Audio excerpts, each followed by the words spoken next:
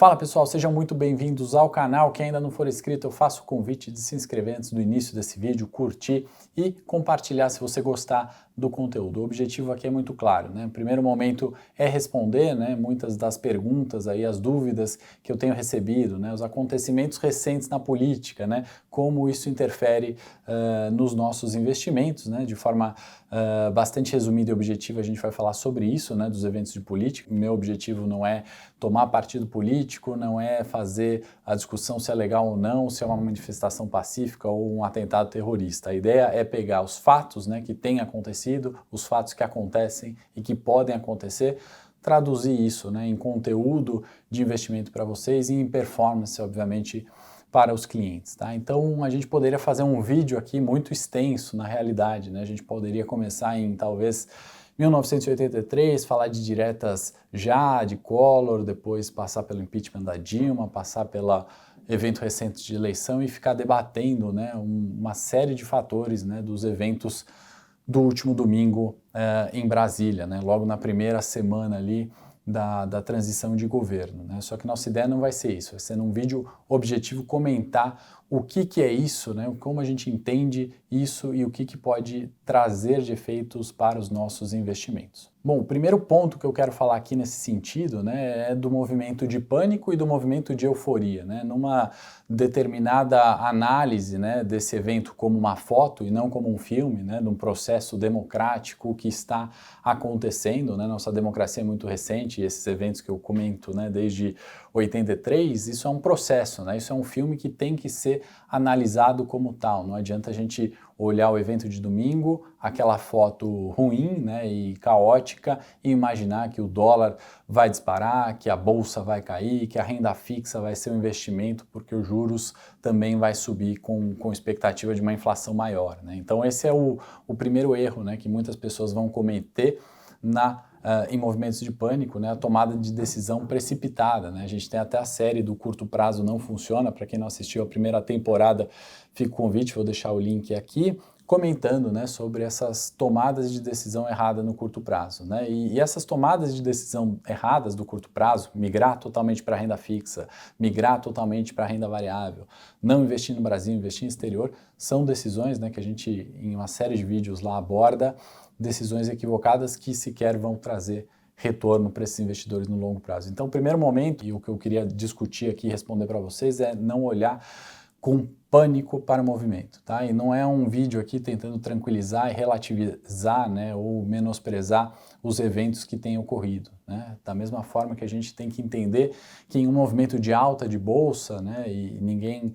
de fato sabe o dia de amanhã de abertura de bolsa, né? Essa é sempre a eterna pergunta que a gente tenta responder, mas a previsão disso ela não é necessária para o sucesso no investimento. Então, da mesma forma, né, em movimentos de euforia, a gente tem que ter a racionalidade.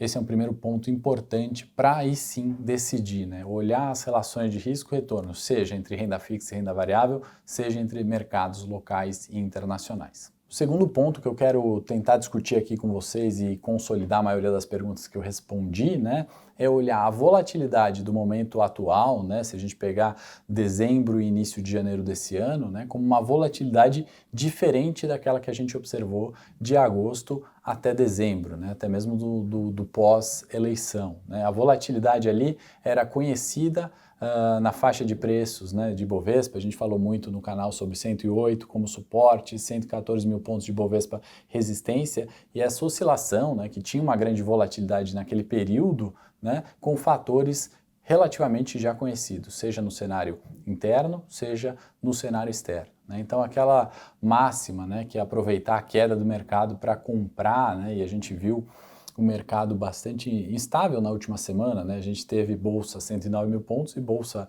a 100 mil pontos, né? Arredondando aqui os números, né? Essa volatilidade eu queria responder para vocês e trazer isso para o debate. Ela é uma volatilidade diferente daquele movimento, né, de agosto a dezembro, né? Diferente como, né? É melhor, é pior?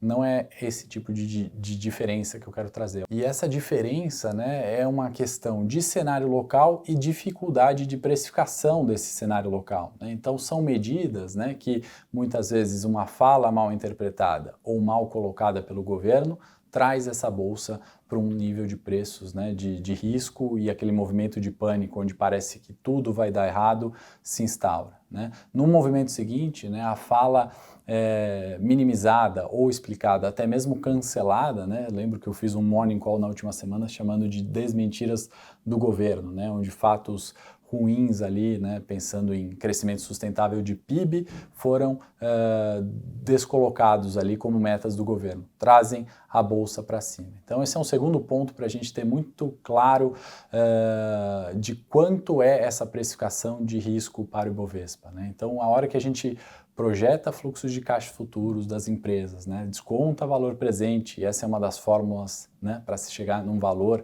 de uma ação, nessa taxa de desconto, né, você pode embutir um risco político nela, né? Por isso que Petrobras é descontada historicamente frente aos pares, né? Está descontada hoje, estava descontada com bolsa 120 mil pontos, né? Foi descontada no passado frente aos pares pelo fator de ingerência. Mas qual é essa taxa de desconto correta, né? Esse consenso não existe no mercado, pelos administradores da Petro, pelos investidores, pessoa física, pelos gestores de fundos, né? Então, por que esse consenso não existe? Porque é muito difícil se precificar um risco político, um risco de ingerência nesse cenário atual, tá? Então, o segundo ponto muito importante é uma volatilidade diferente e tentar decifrar ou adivinhar, né, se determinada ação estatal está barata ou está cara só pelo aspecto técnico, né, só usando esse modelo de fluxo de caixa descontado que eu citei aqui, não falar do risco político, né,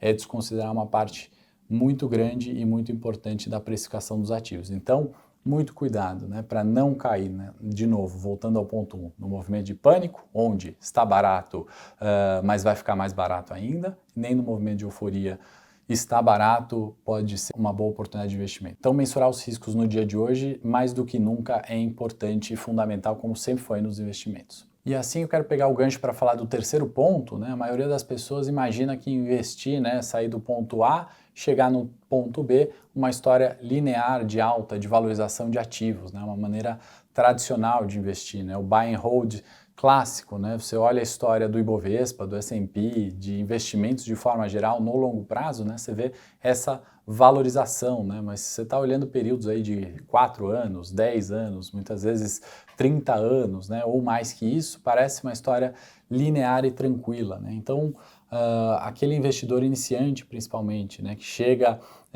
e vê uma bolsa descontada e vê que é uma oportunidade de investimento e pega a primeira valorização e imagina que aquele cenário de alta ou aquele pequeno repique de preços possa ser algo perpetuado de forma linear nos investimentos, né? Fala, poxa, eu apliquei dinheiro, eu quero retirar dinheiro recorrentemente, né? E a história dos investimentos, ela não é linear, né? Principalmente se a gente olhar períodos mais curtos, né? Você vai ver aqueles movimentos, né? Sobe e desce, essa volatilidade toda que a gente está falando.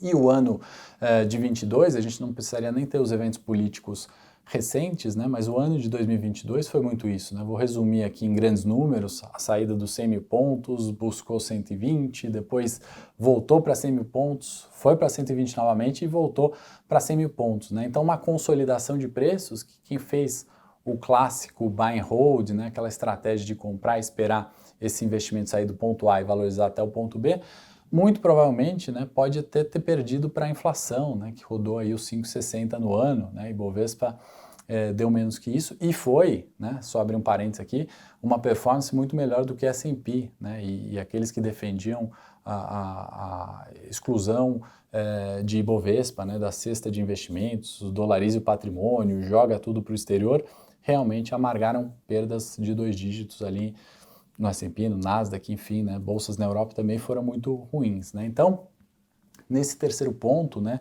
diversificação e entender que essa história, né, de investimento de uma forma linear, né, não é bem assim, né? O buy and hold, ele não é a única estratégia que funciona, e se você souber usar bem nessa diversificação, seja numa bolsa americana, seja na renda fixa que tende a subir, né, com um cenário de inflação subindo, seja em ações descontadas na renda variável, né, e seja em tantas outras estratégias que a gente tem para investir no mercado de capitais, seja no curto, no médio ou no longo prazo, certamente, né, a performance desse investidor que tem a consciência e sabe aproveitar esses altos e baixos, né, pode sim se beneficiar disso. Né? O Ibovespa, você tem que ter praticamente um mestrado específico. Né? O gringo entrou bastante, né, em 2022, né, na Bolsa Brasileira.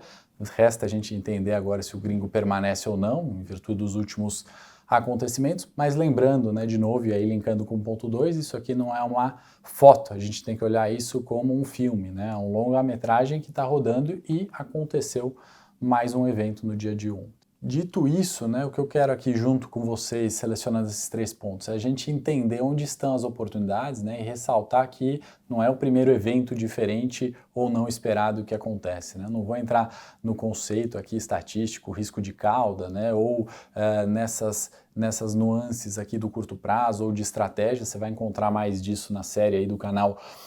O curto prazo não funciona, eu recomendo fortemente que assista, a gente aprofunda um pouco os temas ali, mas eu quero que esses 3 pontos fiquem claros, né, e que isso não é uma novidade no mercado. Né? Os eventos acontecem, se a gente for voltar nessa história, né, o vídeo obviamente ficaria muito longo, mas a gente nem precisa voltar tanto para falar disso. Né? Teve política de Covid-0 apertando na China em 2022, antes disso teve Estados Unidos tendendo a subir mais juros, antes disso teve a questão geopolítica na Ucrânia, no último domingo tivemos os acontecimentos em Brasília. Né? Eu não estou aqui diminuindo a importância, o risco e a relevância que isso tem, né, na história, mas sim eu quero colocar que são eventos recorrentes e que na certeza você acaba pagando mais por aquele investimento. Né? Como aquele apartamento no bairro que já valorizou, está bem conceituado, ele custa mais caro. Né? A certeza custa mais caro, a incerteza é mais barato, obviamente, porque tem um risco maior envolvido. Então, eu quero fazer convite para você assistir a minissérie também gratuita que está aí no canal, do Curto Prazo Não Funciona,